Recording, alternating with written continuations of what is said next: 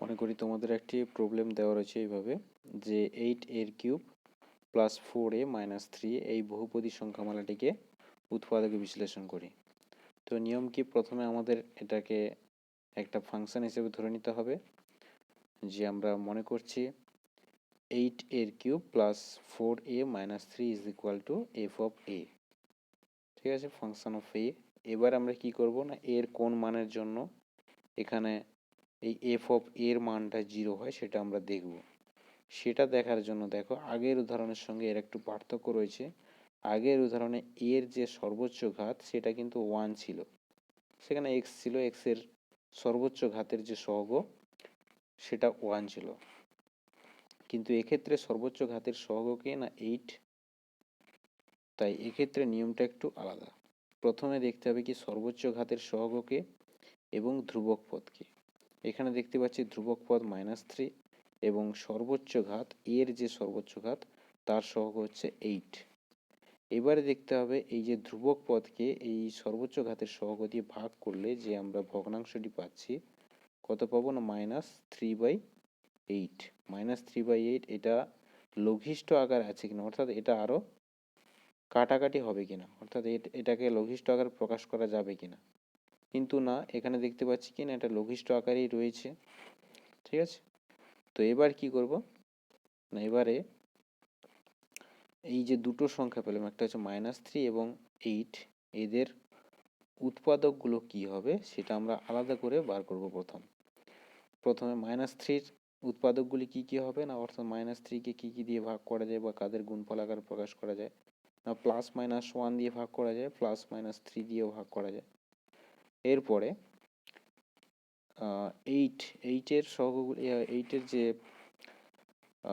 উৎপাদকগুলি কি হবে না +-1, +-2, +-4 এবং +-8 দ্বারা, এইগুলো দ্বারা আমরা এদেরকে ভাগ করতে পারি, তাহলে 8-এর যে উৎপাদকগুলি সেগুলো এইগুলোই হবে। এবার তাহলে এই এফ অফ এ তে এর মান যেগুলো বসাবো সেগুলো কি হবে অ্যাকচুয়ালি, আমরা তো এর মান বসাবো বলে তো মানে আমাদের তো একটা লিমিটেশন রয়েছে, একটা টাইম লিমিটেশন রয়েছে। আমরা বসাবো বলতে এমন নয় যে আমরা সারাদিন ধরে বসাতে থাকবো, আমাদের একটা নির্দিষ্ট সময়ের মধ্যে ওটাকে কমপ্লিট করতে হবে।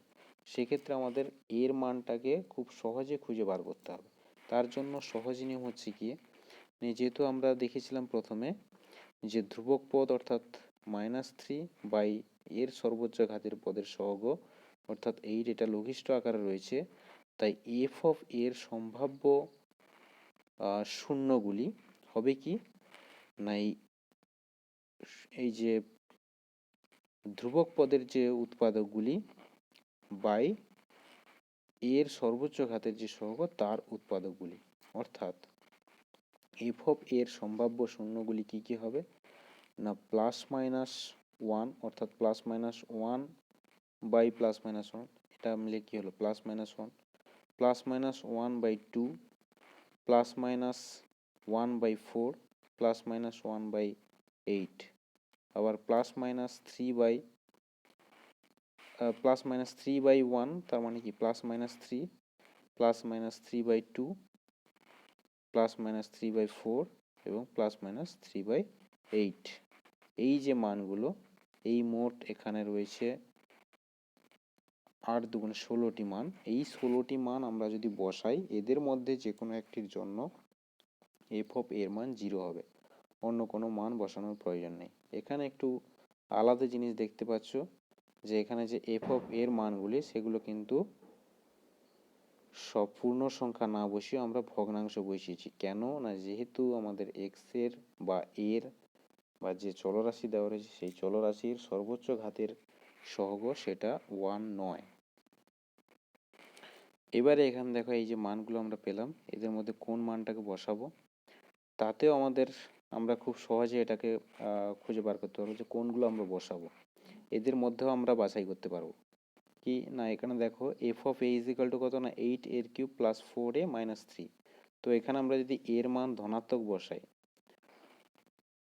সেক্ষেত্রে ধনাত্মক পূর্ণ সংখ্যা যদি বসাই, তাহলে ধনাত্মক পূর্ণ সংখ্যা বসানোর পরে ধনাত্মক পূর্ণ সংখ্যা সব থেকে ছোট কোনটা না 1, 1 বসিয়ে দিলে এটা কত হয়ে যাচ্ছে 8, এটা হয়ে যাচ্ছে 4 -3, তার মানে কি সব থেকে ছোট যে ধনাত্মক পূর্ণ সংখ্যাটা বসালে আমরা শূন্য পাচ্ছি না, তার থেকে বড় বসালে তো আমাদের পজিটিভ টার্মটা, অর্থাৎ এই যে পজিটিভ টার্মটা, এটা নিশ্চয়ই আরও বড় হবে, কিন্তু নেগেটিভ টার্মটা ওই -3 থাকবে।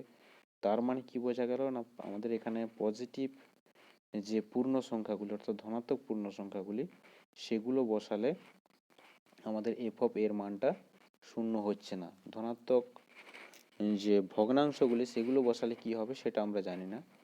এবার আসি যে নেগেটিভ যদি মান বসাই, এর মান যদি নেগেটিভ বসাই, তাহলে দেখো এখানে এর কিউব রয়েছে, তাহলে এর মানও নেগেটিভ হয়ে যাবে। এখানে শুধু এ রয়েছে, তাহলে এর মানও, এটার মানও নেগেটিভ হয়ে যাবে, এবং এটা তো অলরেডি নেগেটিভ আছে, তাহলে তিনটে নেগেটিভ রাশি পাচ্ছি, তাদের যোগফল নিশ্চয়ই কখনোই শূন্য হবে না। তার মানে দেখো নেগেটিভ কোনো সংখ্যা, সেটা পূর্ণ সংখ্যা হোক বা ভগ্নাংশ হোক, সেটা আমরা এখানে বসাবো না, বা বসালে আমরা জিরো পাবো না। ঠিক আছে, তাহলে পড়ে থাকলো কে কে না ধনাত্মক ভগ্নাংশগুলি, অর্থাৎ এখানে +12, +1/4, +1/8, এখানে 3/2, +3/4, +3/8, এই মোট 6টি পড়ে থাকলো। এদেরকে বসালে আমরা জিরো পাবো।